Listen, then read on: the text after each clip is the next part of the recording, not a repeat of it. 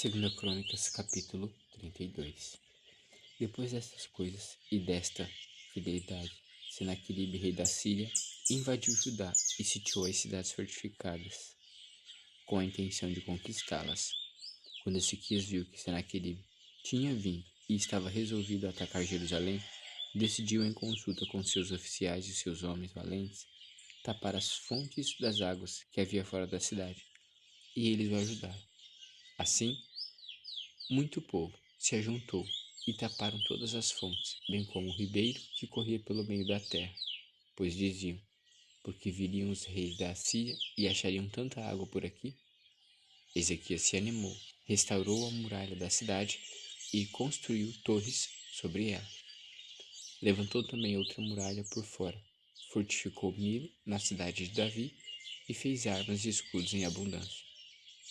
Pôs oficiais de guerra à frente do povo, reuniu-os na praça junto ao portão da cidade e lhes falou ao coração, dizendo: sejam fortes e corajosos, não tenham medo, nem se assustem por causa do rei da Síria, nem por causa de toda a multidão que está com ele, porque conosco está alguém que é maior do que o que está com ele.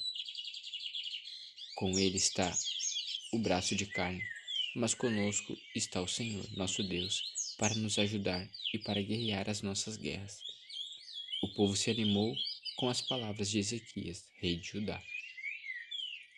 Depois disto, quando Senaqueribe, rei da Síria, com todo o seu exército, sitiava Laquis, ele enviou seus servos a Ezequias, rei de Judá, e a todo o povo de Judá que estava em Jerusalém, dizendo: assim disse Senaqueribe, rei da Síria: em que vocês confiam? Vocês não estão aqui em Jerusalém, que está sitiada? Por acaso não é Ezequias quem está incitando vocês para que morram de fome e de sede, dizendo: o Senhor nosso Deus nos livrará das mãos do rei da Síria? Não é Ezequias o mesmo que removeu os lugares altos e os altares do Senhor, dizendo a Judá e a Jerusalém: diante de um só altar vocês devem se prostrar, e apenas sobre ele devem queimar incenso? Vocês não sabem o que eu e os meus pais fizeram com todos os povos das outras terras? Será que os deuses das nações daquelas terras puderam de alguma forma livrar o seu país das minhas mãos? De todos os deuses daquelas nações que os meus pais destruíram, qual deles foi capaz de livrar o seu povo das minhas mãos? Então, como o Deus de vocês será capaz de livrá-los das minhas mãos? Portanto, não deixem agora que Ezequias os engane, nem que os incite a si. Não acreditem nele, porque nenhum Deus de nação alguma, nem de reino algum foi capaz de livrar o seu povo das minhas mãos, nem das mãos de meus pais. Muito menos o Deus de vocês será capaz de livrá-los das minhas mãos. Os servos de Senaqueribe falaram ainda mais contra o Senhor Deus e contra Ezequias, seu servo. Senaqueribe escreveu também cartas para blasfemar do Senhor, Deus de Israel, e para falar contra ele, dizendo: assim como os deuses das nações de outras terras não livraram o seu povo das minhas mãos, assim também o Deus de Ezequias não livrará o seu povo das minhas mãos. Os servos gritaram bem alto, em hebraico, ao povo de Jerusalém, que estava sobre a muralha, para os atemorizar e os perturbar, para tomarem a cidade. Falaram do Deus de Jerusalém, como falavam de deuses dos povos da terra, que são obras das mãos dos homens.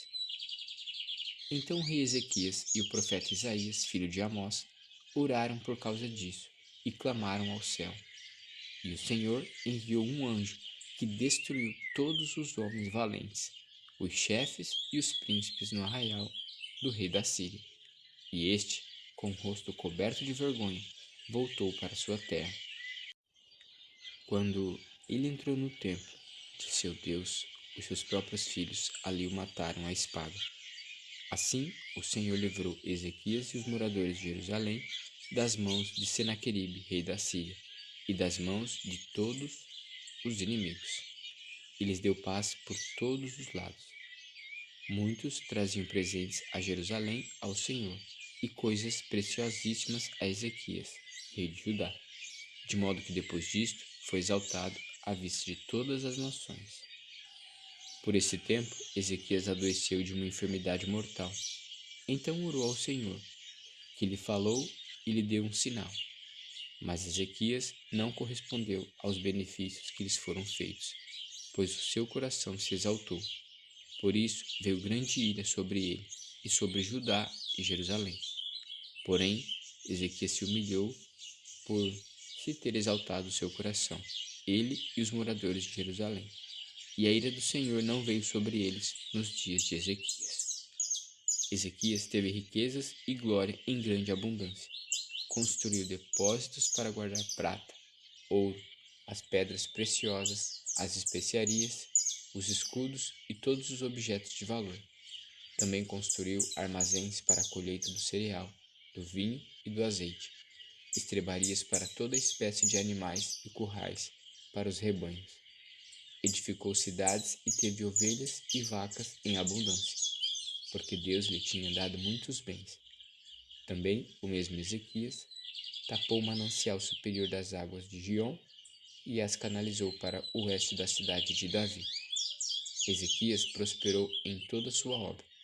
Mas quando os embaixadores dos príncipes da Babilônia lhe foram enviados para se informarem a respeito do prodígio que tinha acontecido na terra, Deus o desamparou para prová-lo e para saber tudo o que havia no coração dele.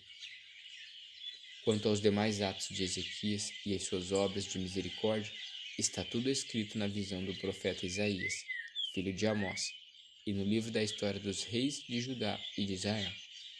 Ezequias morreu e foi sepultado na subida para os túmulos dos filhos de Davi. Todo o povo de Judá e os moradores de Jerusalém lhe prestaram honras na sua morte.